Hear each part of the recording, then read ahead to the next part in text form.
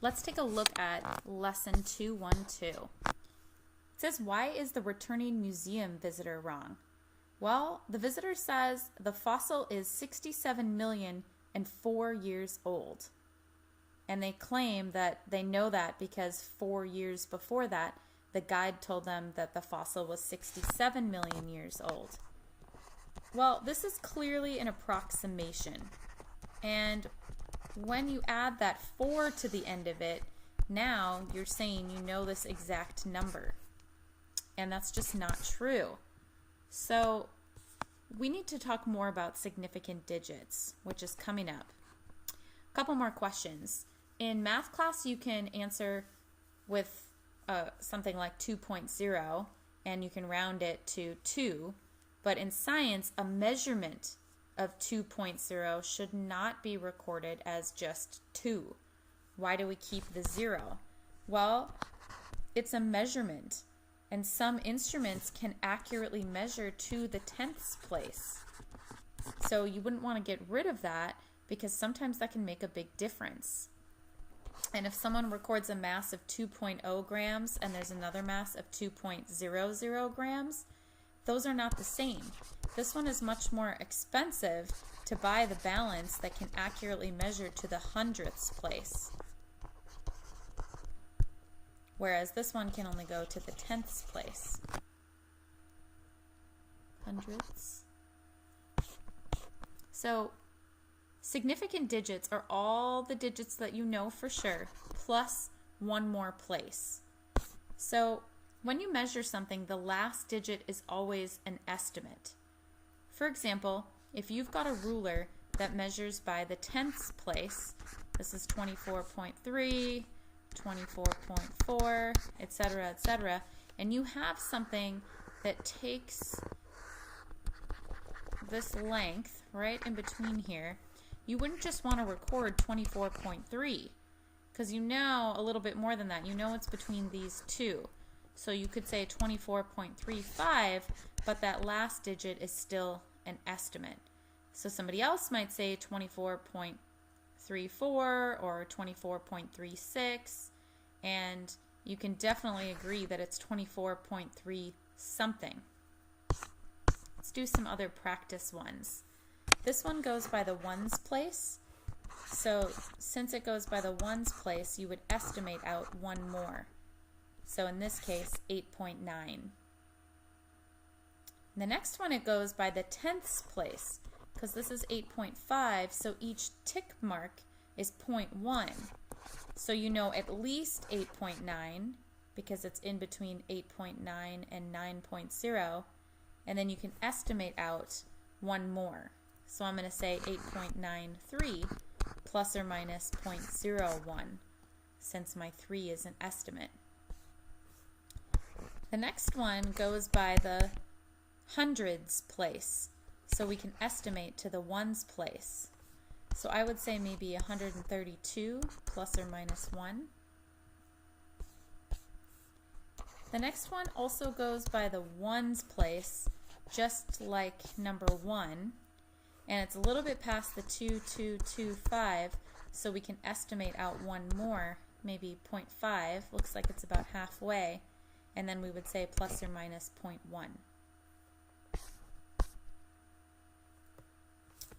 This is 115, this is 114. So again, we're going by the ones place, so we need to estimate out one more, and plus or minus 0.1. In a graduated cylinder, it's the same, just a little bit different. I'm going to label this as my 25. So this one looks like it's exactly at 24. But since we know that it goes by ones, we still should estimate out one more. In this case, the 24.0. Similarly, this one, even though it goes by the tenths place, it still looks like it's exactly on 6.6. So we need to estimate out one more to the hundredths place. And number 8 is a trick question. You should not use a beaker to accurately measure a liquid. Number 9 is a trick question too. You can't estimate out more than the scale gives you. the scale's already estimating that last digit. So with mass, you get to just record what the scale says. Let's talk about density. You might have heard the story of the Greek mathematician Archimedes. He was given a task by the king because the king suspected that someone was cheating him and that he had given someone gold to make him a crown, but then they said the king suspected that maybe it was just plated in the gold and they kept the rest of the gold for themselves. So at the time, 250 BC, Archimedes was not in a place where they had defined density. So the story says that he was in a bathtub or a bathing pool, and he noticed that when he got into the pool, the water spilled over the sides. This is when he had an epiphany. He realized that the same exact amount of water that spilled over the edges was equal to the volume of the space that his body occupied. So now he could figure out if the gold crown was truly pure gold, because what he could do is he could take the mass of the gold crown and he could figure out, based on how much space it was taking up, if it would have the same density. And so after he had this epiphany, the story says that he jumped out of the tub naked, forgot that he didn't have clothes on, and was yelling, "Eureka, Eureka." So how exactly did he do this? Well, let's think about his crown. Let's say the crown weighed 100 grams.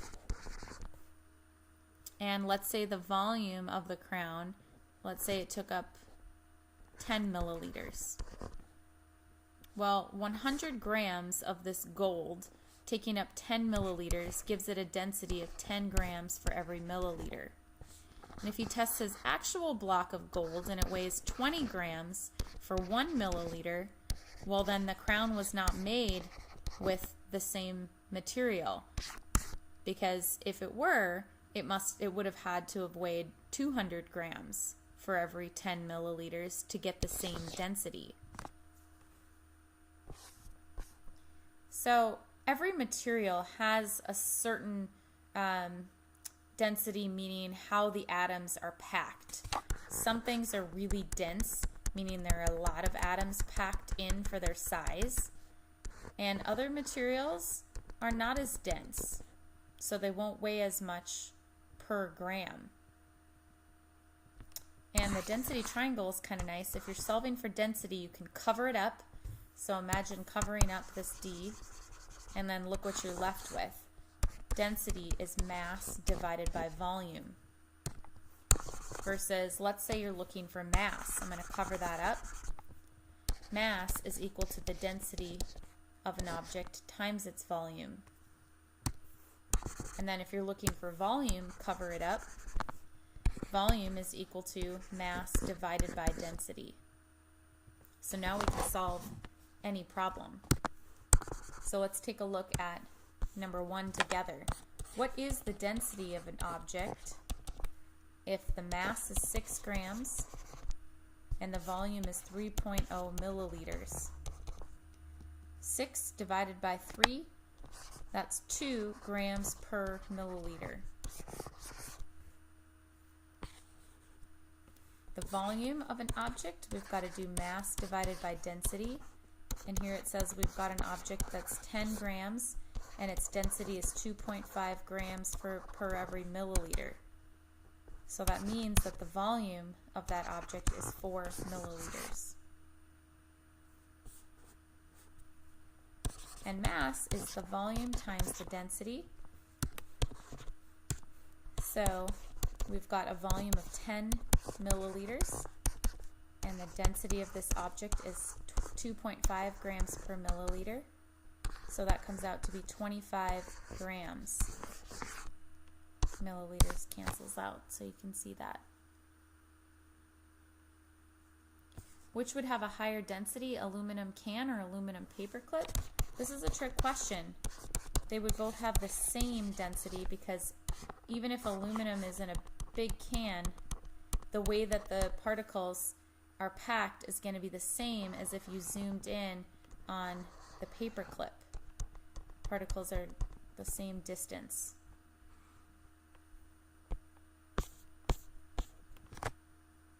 And then if you missed these demonstrations, you can try these at home. For the first one, you just need some raisins, and you can drop some raisins in the bottom of a cup, and then to the cup add some Sprite. Wait for a minute, and you'll see the raisins go up to the top and then dance their way back down, and go up to the top and dance their way back down. And the cause of these magic bugs coming to life is that air bubbles get caught in the grooves of the raisins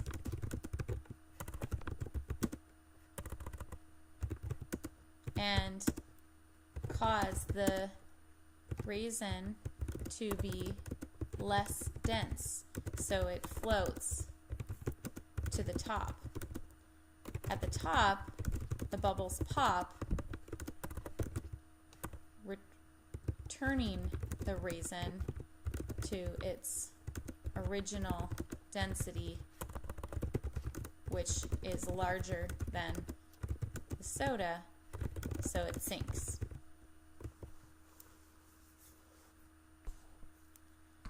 And then go ahead and make a prediction here.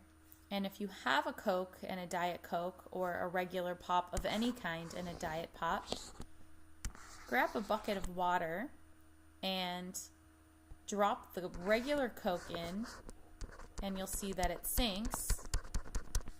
But the Diet Coke, even though it's the same volume, will float. And the reason why is that Coke has real sugar in it. So the particles are packed really close together. There are a lot of sugar molecules in that Coke. So that makes it more dense than the water that you drop it in. However, Diet Coke, with its artificial sugar, it's actually not as dense as water.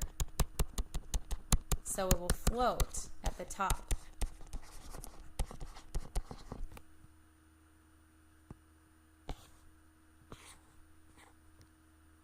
And with the potato, I do a cool little demo where I drop a potato in regular water and it sinks to the bottom. And then I drop a potato in a different kind of liquid and it floats. And the reason it floats is because I saturate the water with tons and tons of sugar, which is more dense than the potato, the sugar water. And then there's a really special levitating potato, oops, if you missed it, where you can basically cause a potato chunk to float right in the middle of your liquid, which is crazy. But that's because I layer sugar water on the bottom. So first I pour that in a beaker, and then I lightly, carefully pour water on the top. So this potato goes down, down, down. It's more dense than the water, but it's almost like hitting a brick wall when it hits that sugar water. So again, this was regular water up here.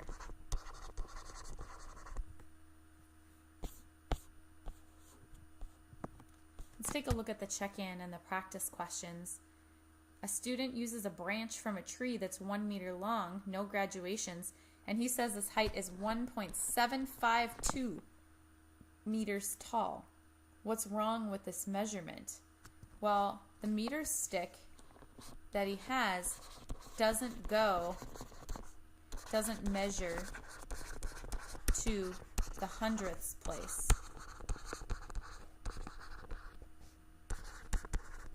There's no way a tree branch could do that. And so when he says a measurement like that, he's making it sound like he's using an expensive piece of equipment, which he's not.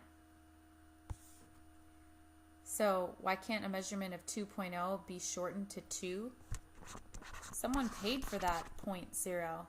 That's expensive. That's a more accurate instrument, so you should not just round it. And then go ahead and pause the video before you watch this to really get some good practice. But I can see here that my measurement is between 2.3 and 2.4, so I'm going to estimate that it's right in the middle because it's hard to tell. I'm going to say 2.35, and I'm going to say plus, oops, we'll wait for OneNote to cooperate again.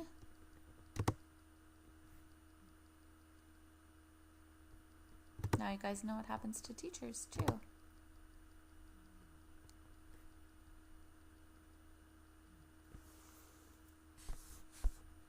So since it's right between 2.3 and 2.4, I'm going to estimate 2.35 plus or minus 0.01.